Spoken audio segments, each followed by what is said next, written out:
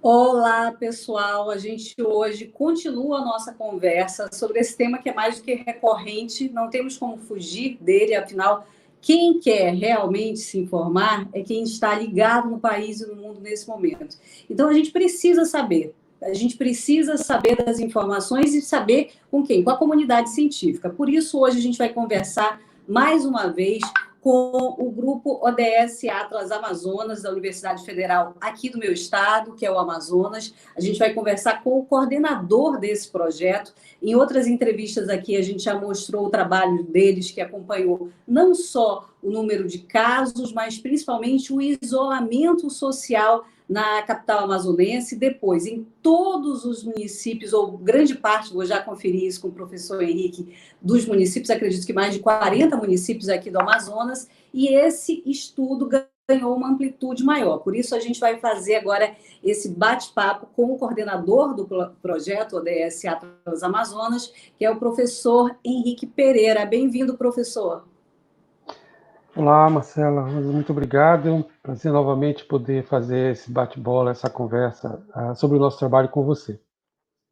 Muito bem, professor. Esse é o boletim que vocês chamam o boletim 11. O boletim 10 foi, digamos assim, entre aspas, polêmico, porque vocês previram que Manaus sairia antes da maioria das capitais brasileiras, se não a primeira a sair digamos, do epicentro da pandemia, ou sair efetivamente da pandemia. Eu queria que, antes da gente falar do 11, o senhor comentasse um pouquinho esse resultado do Boletim 10 que vocês apresentaram, que foi um pouco polêmico.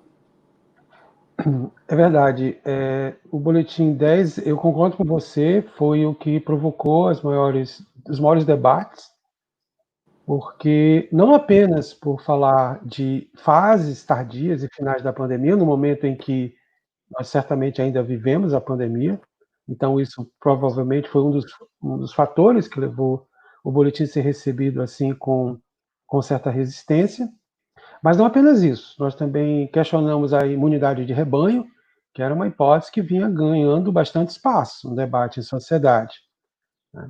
E não apenas essas duas questões, obviamente, mas as principais, mas o boletim também faz previsões, né, sobre o avançar dessas fases em Manaus, particularmente, inclusive com números, com datas.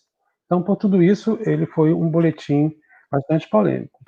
E a sua Certo. base científica também causou alguma estranheza, inclusive na academia, pois traz uma perspectiva evolutiva, né, um pouco distinta da epidemiologia clássica, mais baseada em modelos, vamos dizer assim, não evolutivos. Foi isso tudo junto, tornou o Boletim 10, sem dúvida, um boletim polêmico. Ok. Agora vamos falar do Boletim 11, que foi divulgado nesta segunda-feira, 15 de junho, e que vocês ampliaram aí a base de análise. Nós temos aí um cenário que envolve agora praticamente todas as capitais, eu acho que só não Palmas, não é? Mas todas as capitais da nossa Amazônia do Norte, do Brasil. E aí, por que a gente resolveu evoluir para amplitude, então, da análise desses números com mais capitais, professor? Então, o projeto originário, que é o projeto do Atlas ODS Amazonas, ele sempre esteve e seguirá focado no estado do Amazonas. Mas o fenômeno da pandemia, ele extrapola as fronteiras, né, dos nossos estados e as fronteiras internacionais. E como foi dito no Boletim 10, e já repercutindo outras falas de outras regiões brasileiras, realmente Manaus foi um epicentro, é um epicentro da pandemia, um epicentro regional da pandemia. Então, nada mais justo, né, e necessário que nós buscássemos levar os nossos modelos de análises para a região como um todo. Então, a gente pensa o seguinte: se o Boletim 10 foi polêmico, acho que o Boletim 11 o será igualmente, porque o que fizemos foi tão somente estender as nossas ferramentas de análise para incluir 6 capitais amazônicas. O fato são as 6 capitais, 6 municípios que ficam dentro da bacia hidrográfica, dentro do bioma. Palmas, embora seja da parte da região, sua capital, o município de Palmas, não pertence ao bioma amazônico, não pertence à bacia hidrográfica amazônica. Então, Tem por uma esse motivo, identificação não lá por com o qualquer um, Cerrado, né? Mas, sim, está localizado no bioma do Cerrado, nem numa área de transição sequer. Por essa e não por qualquer outra razão, nós selecionamos as 6 capitais amazônicas, nesse sentido, bioma e bacia hidrográfica, que são Boa Vista, que inclusive fica no hemisfério norte, tá? Vou lembrar todo mundo, Boa Vista fica no hemisfério norte do planeta, mas é Amazônia, é Brasil. Sim. Manaus, Porto Velho e Rio Branco são o que nós chamamos de Amazônia Ocidental. Certo. E Pará, Belém, sua capital, Macapá, capital do estado do Amapá, que chamamos de Amazônia Oriental. Então, essas 6 cidades, perdão, 6 municípios conformam as capitais que estão inseridas no bioma Amazônia, na bacia amazônica. Belém, Podemos mostrar agora não, o trabalho, né? Começar a mostrar aí os números. Belém é uma certa licença poética, porque a nossa capital paraense não está na bacia hidrográfica amazônica, me perdoem os beleenses, né? Vocês estão na bacia do Tocantins-Araguaia, mas muito próximos. Né? O Tocantins e o Araguaia se juntam já na foz do Amazonas. Então, nós chamamos fase da pandemia as 6 capitais amazônicas. Eu sou Henrique Pereira e esse trabalho tem sido conduzido por mim, com a coordenação técnica e especialmente o design gráfico, todo o trabalho de demonstração gráfica dos dados e de coleta e pesquisa dos dados, professor Danilo Egli, que é pós-doutorando no PPG-CAS, o Bruno Lorenzi, que é mestrando, e nesse boletim nós tivemos colaboração de mais um estudante, Ademar Vasconcelos, do doutorado. Certo. Esse é o nosso modelo básico, modelo logístico, que a gente já teve oportunidade de apresentar outras vezes, e aqui a gente tem o modelo executado para Manaus, com dados de anteontem, e segundo esse modelo, restariam ainda 6 dias, eu vou ligar a minha caneta aqui, sim, restariam 6 dias para que Manaus chegasse nessa fase aqui, em que seria os 97% dos casos previstos. Até aqui nós vemos o dado real, o dado observado. Essa, então, é a curva que foi ajustada a essa série histórica, e esse pedaço da curva é uma projeção. Eu projetei a curva até que ela alcançasse esse indicador que nós temos usado como referência, os 97%. Então, no modelo, faltaria uma semana para nós chegarmos nesse índice de saturação dessa curva. Seria um então, platô, professor. Chegaria muito próximo ao seu platô, exatamente. Nós extrapolamos o modelo para as outras 5 capitais e eis aqui o resultado. Nós identificamos com os dados de anteontem que Belém também está na mesma fase que Manaus, ou seja, há 6 dias ou uma semana desse começo do platô, com alguma diferença que eu vou destacar logo mais. E depois Boa Vista e Macapá, que ainda estariam há 1 mês desse platô. Rio Branco, há 1 mês e meio. E o caso, no caso aqui, teoricamente, observem que são projeções mais crítico, Porto Velho, que estaria há 2 meses de alcançar essa fase da pandemia. Muito no início ainda. É o que indica, é o que está indicando essa análise da curva logística. Isso nos chamou a atenção, obviamente, é uma diferença bastante significativa do transcurso da pandemia, o que nos levou a explorar outras 2 evidências que pudessem construir um arrazoado, que nos desse uma condição de sustentar não só a acurácia a exatidão desse modelo, mas também porquê dessa situação. Então, nós fizemos um comparativo da velocidade da curva de óbitos. Aqui nós temos a cidade de Belém, Boa Vista, Macapá, Manaus, Porto Velho e Rio Branco. Nós já notamos aqui, esses são dados já coletados, dados observados, que Belém ultrapassa o número de óbitos em relação a Manaus. Então, Manaus deixa de ser, por esse critério, o epicentro da pandemia no bioma e passa a ser Belém, comparativamente às capitais. Há outras cidades igualmente críticas em nosso estado, no estado do Pará também. Mas, se pensássemos em termos apenas das capitais, as maiores cidades, essa é a situação. Já as outras 4 cidades têm, digamos assim, uma quantidade, um percurso, um transcurso da pandemia um tanto quanto assemelhados. Embora com alguma diferença, você vê aqui que Porto Velho já desponta desse segundo grupo. Então, a gente vê durante boa parte do tempo, Manaus dominava o número de óbitos da região e agora já é um pouco Tá, só diferente. para as pessoas entenderem bem, a linha amarela é Manaus, certo? A linha, Azul, Belém, né? A correto. gente tem Porto Velho, acho que é roxo, não é isso, professor? Um Um tom azul mais escuro de escuro, azul. isso. Temos Exatamente. Boa Vista em vermelho, Macapá em cinza e Rio Branco aí num verde. E aí Correto. realmente chama atenção a linha de Porto Velho, que já desponta ali como um pouquinho acima da média das outras 4 capitais. Positivo, da mesma maneira como Belém também já Belém, começa. certo. Então, isso nos dá uma ideia de como essas mudanças na velocidade da curva de óbitos foram acontecendo nessas cidades, e esse é talvez a grande explicação.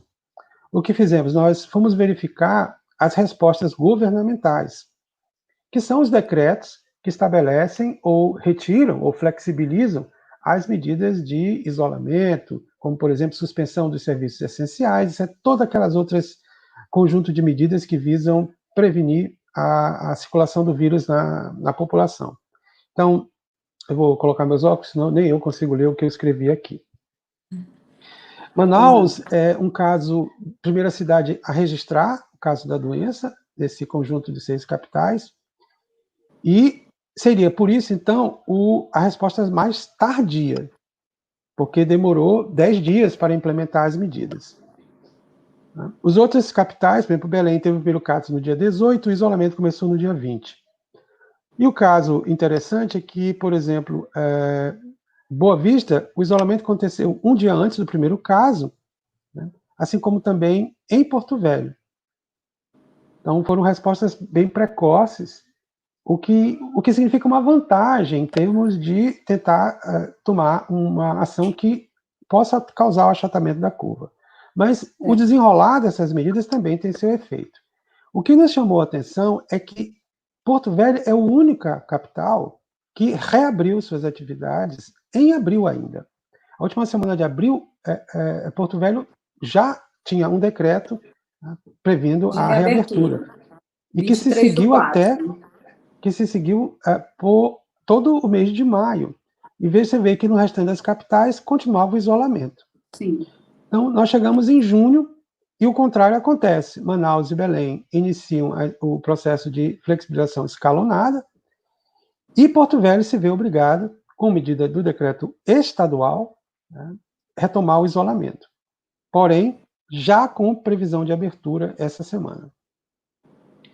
Então, quando nós olhamos esse tipo de reação e resposta governamental, isso nos leva a crer que essa medida aqui foi equivocada, até porque não só não produziu o efeito, esse curto período de isolamento não resultou no efeito desejado, né, e agora se vê essa aceleração da curva de óbitos naquela capital. Aqui, pelos números que a gente vê, Porto Velho foi pouco mais de 15 dias, é isso? Eles entraram em 3 isolamento semanas. dia 20 do 3, um pouquinho mais do que um mês, né? Pouquinho mais do que, praticamente um mês, né? Praticamente um pouco mais do que isso. Mas aí, de novo, essas são as medidas, são os decretos, o que teria medidas com força de lei, mas resta saber o quanto essas medidas produziram a adesão desejada na população. Então, nós partimos para a terceira análise, que é do próprio indicador, que é o que temos de melhor. Desconheço que haja outra medida, outro indicador que possa substituir com melhor qualidade, que é o isolamento social, o índice in loco, que é aquele que é fornecido pela empresa in loco de marketing digital, que calcula o posicionamento dos celulares em hexágonos de 450 metros de raios e calcula o percentual desses celulares que estão em casa no período de observação. Essa é a nossa curva de isolamento social. Aqui nós estamos vendo as médias móveis para diminuir aquelas flutuações entre um dia e o outro. Então, essa corcunda aqui é o feriado do Carnaval. Dá um salto aí, né? Pessoas do Carnaval, feriados, pessoas ficaram mais em casa, um pouco mais em casa.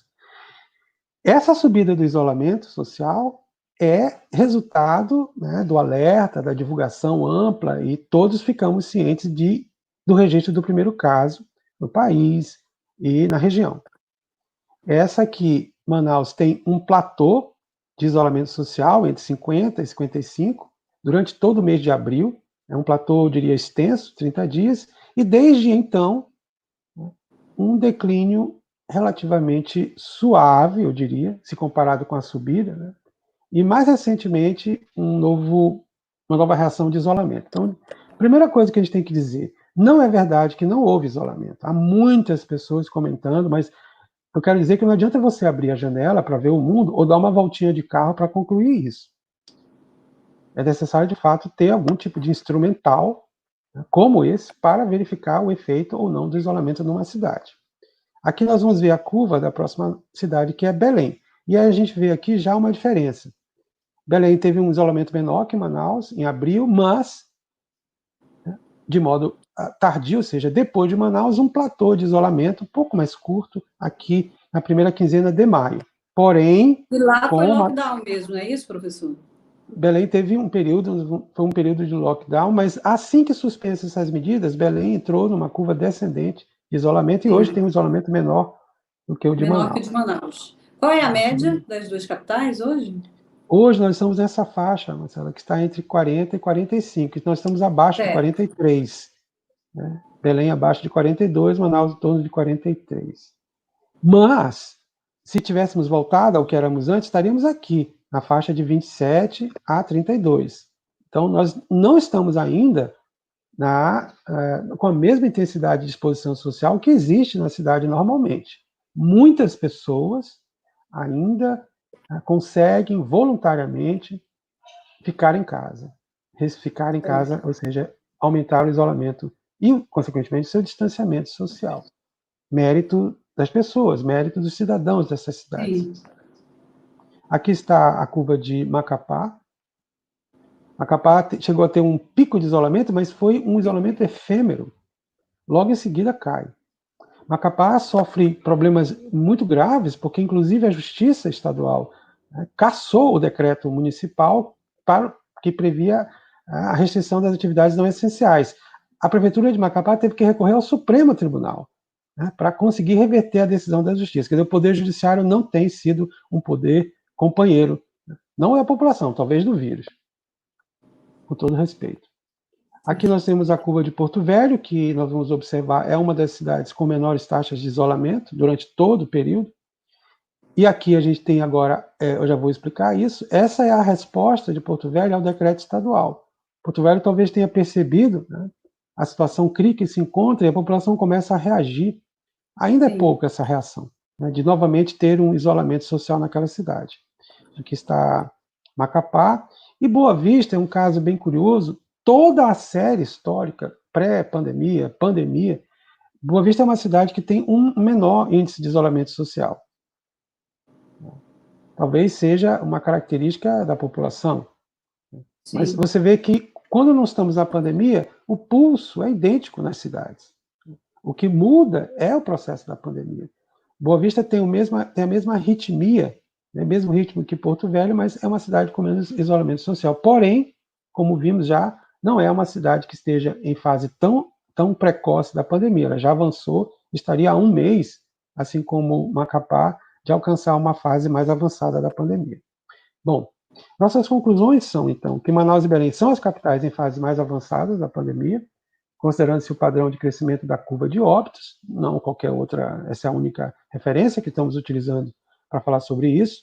Podemos estar falando também da redução das internações e outros indicadores que também acompanham essa redução dos óbitos. E Boa Vista e Macapá enfrentarão mais um mês do crescimento da curva, Rio Branco um mês e meio e Porto Velho pelo menos mais 2 meses.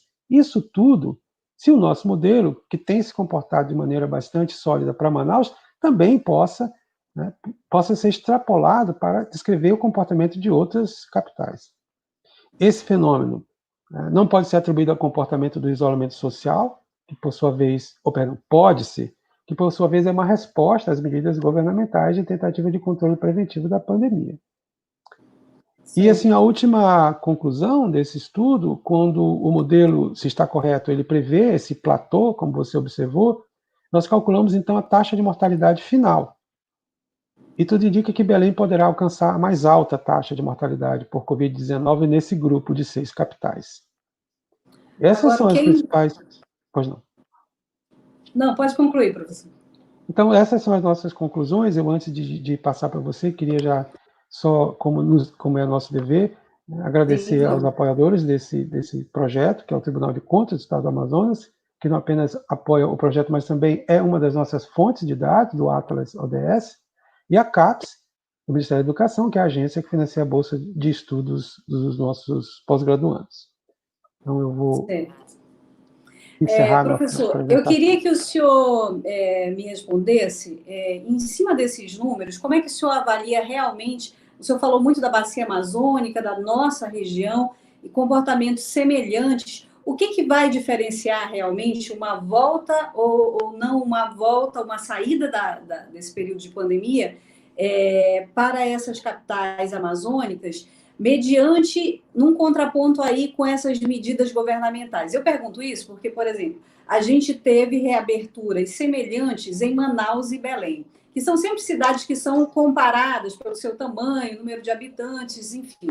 Mas, por exemplo, Manaus está na segunda semana de shoppings abertos, né?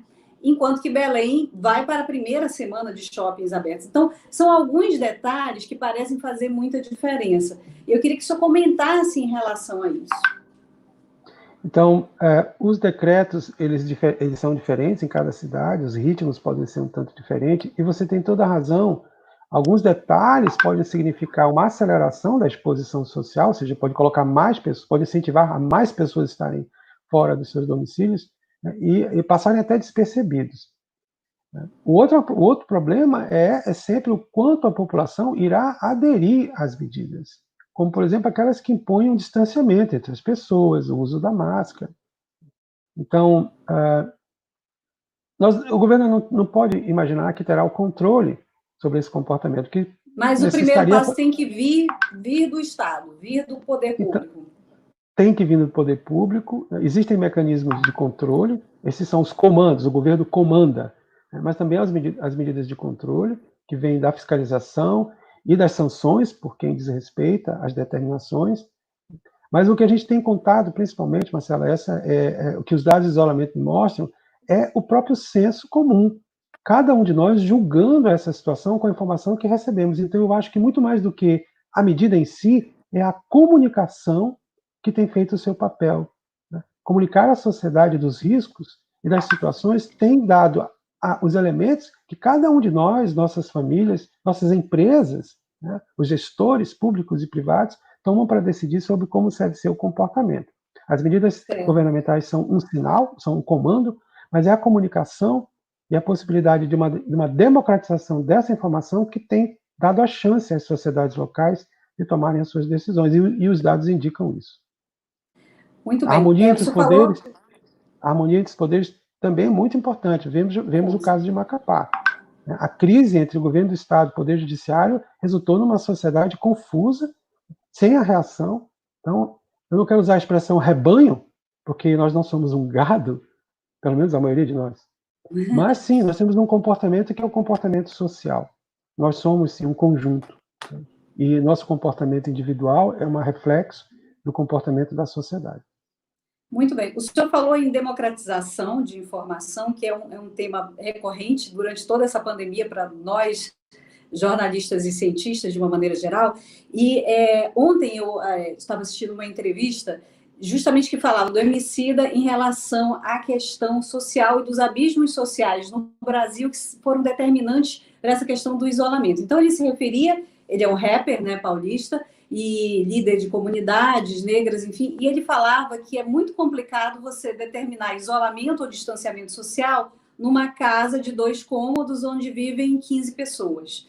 Né? E aí vou trazer isso para a nossa realidade amazônica. O senhor se referiu à capital Boa Vista, de Roraima, que era uma cidade que foi povoada de forma artificial, foram trazidos nordestinos para povoar Boa Vista, e aconteceu o inverso, o fenômeno inverso recentemente, com a explosão da vinda dos venezuelanos. Será que essa questão social é determinante agora, nesse momento em que as pessoas precisam entender a diferença entre isolamento e distanciamento social? Então, isso tem sido um dos debates, né, essas desigualdades sociais em termos de padrão de moradia, de padrões de urbanismo, o quanto isso pode causar ainda mais desigualdades na nossa sociedade. Eu diria que, no Só caso... perdão, lá em Boa Vista, muitos venezuelanos, inclusive, moram em acampamentos ainda, né? Muitos juntos, inclusive indígenas da etnia Warau. Então, essa é uma dimensão, uma escala do fenômeno que tem sido estudado por alguns dos meus colegas. Nós optamos por estudar uma escala populacional e ter um município como análise. Então, para nós podermos verificar esse efeito comunitário, ou seja, a escala comunitária, por exemplo, bairros ou subaglomerações, nós teríamos que estar trabalhando numa escala muito mais fina. Então, está além do nosso alcance fazer essa análise, mas ela é possível. O que nós fizemos no nível individual foi estudar a distribuição da doença por faixa etária, que o dado está disponível, de fácil acesso, e nós fizemos isso. Mas os indicadores sociodemográficos requereriam um esforço que está além das nossas capacidades nesse momento. Mas é uma observação muito importante que você disse. Professor, todos esses dados, essas informações, especialmente esses do isolamento social, agora, nesta fase em que nos encontramos, que é bem diferente de uma capital amazônica para outra, eles estão disponíveis para os poderes públicos? Eu sei já a resposta, mas eu gostaria que o senhor enfatizasse. Então, nos causou também uma grande estranheza, não é, que na nossa região, vou falar aqui do nosso estado, os poderes municipais não tenham também sido um tanto quanto protagonistas desse processo. Eu vou te dizer com toda a sinceridade, eu tenho a impressão que eu vivo numa cidade que não tem prefeito. Todo respeito, não chega para mim essa informação e eu estou 24 horas conectado nessa questão. Eu digo isso porque, por exemplo, eu como manauara, eu esperaria estar consultando as fontes oficiais do meu município para saber do isolamento na minha cidade. Essa informação, até onde eu sei, só quem torna disponível é o nosso projeto. Se a Prefeitura de Manaus segue esse indicador ou não, eu desconheço. Se a Prefeitura de Manaus dialoga com o governo do Estado para decidir se o decreto estadual será reforçado por um decreto municipal, também não sei como isso é feito. Quando eu falo de democracia, a verdade, eu quero falar de transparência e acessibilidade. Informação transparente e acessível é condição sine qua non para se falar de democracia, da informação democratizada. Com certeza. Voltando aqui aos dados, como é que o senhor analisa? Eu vi na outra apresentação que o senhor fez para a imprensa, que o senhor dizia, respondendo a um repórter, eu acredito que da Folha de São Paulo, que, pelos números, o senhor poderia afirmar realmente que Manaus não teria, pelo menos nos próximos dias ou no futuro próximo, um pico novamente nessa famosa curva aí dos casos, né? A gente pode afirmar, então, que Belém segue essa mesma tendência e as outras 4 capitais seguem juntas, com a exceção de Porto Velho? Então, o nosso modelo, ele, pela sua própria construção, não permite prever segundos picos. É talvez uma limitação do modelo. Talvez não, é uma limitação do modelo. Nosso modelo, ele prevê algo como assim, existe um recurso, que somos nós, os suscetíveis, e o vírus cresce se alimentando da gente. Então, chega um momento em que todos os suscetíveis, disponíveis, e que o vírus consegue contaminar, contaminaram. Esse modelo de saturação é diferente desse modelo utilizado que prevê novas ondas, novos picos. Qual é o problema com esse modelo e com o nosso também? Bom, tem uma coisa chamada imunização, ou resposta imunológica. Se de fato um grande número da população contraiu a doença e adquiriu imunidade, uma segunda onda não pode se dar ainda nessa janela imunológica. O que nós não sabemos para essa doença é quanto tempo essa imunidade adquirida dura. Para um segundo pico acontecer, significa duas coisas: que essa imunidade seria muito passageira, e segundo, que a doença teria contaminado um número pequeno de pessoas na sua primeira fase. Ora, então você tem que decidir se houve esse novo isolamento, né? Porque se não houve isolamento, de fato, uma grande quantidade de susceptíveis já foram contaminados. Então não tem como mais o fungo encontrar mais pessoas para contaminar e matar. Desculpe estar usando palavras tão duras assim, mas eu quero ser bastante claro. E a segunda questão é que essa imunidade teria que ser, como eu disse, praticamente nula, porque outras pessoas que já doentes ficaram de novo suscetíveis, e aí sim, esse rebanho suscetível volta a crescer. Não é o que se vê nas pandemias de doenças respiratórias agudas graves transmitidas por vírus. Elas são sazonais, que tem a ver, por exemplo, com essa imunidade temporária, tem a ver com mudanças, né? A gente sequer está explorando essas questões, mas é bom lembrar, e aí eu queria fazer um reparo para o país. Aqui na nossa região norte, é sim um ciclo de sazonalidade das influenzas diferente do resto do país. Nós seguimos o ritmo do hemisfério norte. Não é o inverno, gente. Aqui, pare de falar bobagem, presta atenção. Aqui, o ciclo sazonal das pandemias de influenza estaria terminando, e ele está começando no sul do país.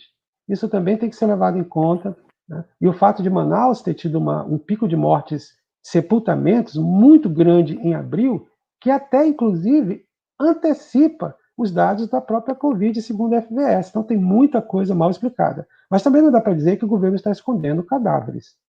Aí já seria demais.